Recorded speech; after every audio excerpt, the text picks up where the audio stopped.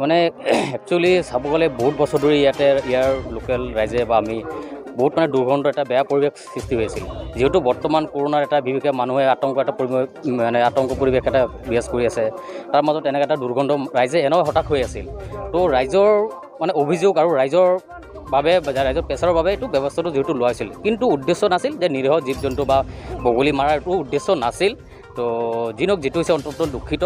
তো এইটো মানে এইটোৱে ক'ম যে আমাৰ ফৰেষ্ট অফিচৰ ফালৰ পৰা যাতে ব্যৱস্থা গ্ৰহণ কৰে, কিয়নো ৰাইজেও সকাহ পাব লাগে আৰু নিৰীহ জীৱ জন্তুবিলাকৰ যাতে এটা সিহঁতৰ এটা উপায় হয়, সেইটো মানে এইটো হ'ব লাগে।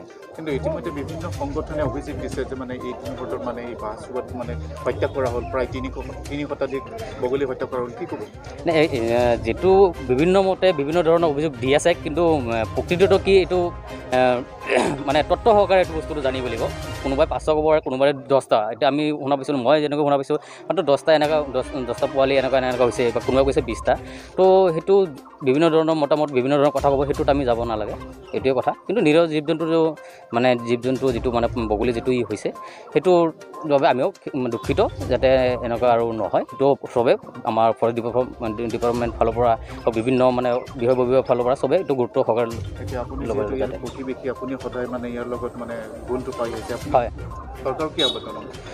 চৰকাৰক আহ্বান এইটোৱে জনাম যে আমাৰ ৰাইজেও যাতে সকাহ পায়, প্লাছ বগলী বা এনেকুৱা বগলী বা কিবা এইবিলাক যাতে সিহঁতৰ যাতে কিবা অসুবিধা নহয়, কিয়নো পৃথিৱীত বসবাস কৰাৰ অধিকাৰ সকলোৰে আছে, হয় নে নহয়? তো চৰকাৰক এইটো আহ্বান কৰিম যাতে ব্যৱস্থা অতি শীঘ্ৰে যাতে ব্যৱস্থা কৰে, যাতে চবৰে সকাহ হয় আৰু চবেই যাতে ভালকৈ থাকিব পাৰে।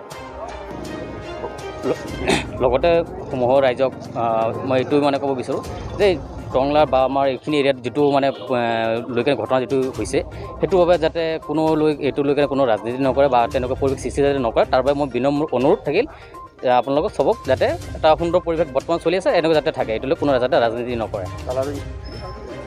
ছাৰ তাৰমানে এইটো বহুত আজি 3-4 বছৰ ধৰি পিনে মানে বহুত অসহ্য গুণৰ কাৰণে মানুহ থাকিব নোৱাৰে। আমাৰো বেয়া লাগিছে এইটো কিবা কৰাৰ কাৰণে, কিন্তু উপায় নাই। এইটো অসহ্য গুণ হয়, গুণৰ কাৰণে মানে আমি আহিব নোৱাৰোঁ, কিবা কিবি কৰিব নোৱাৰোঁ, কামবিলাকো আমাৰ অসহ্য হৈ যায়।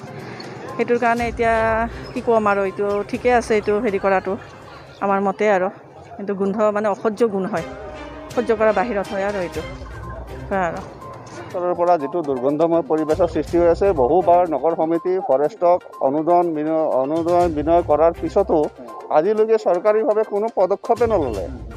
এতিয়া ৰাইজৰ দাবীৰ প্ৰতি সঁহাৰি জনাই লক্ষ্য ৰাখি আমাৰ চেয়াৰমেন ছাৰে কিবা এটা কৰিলে।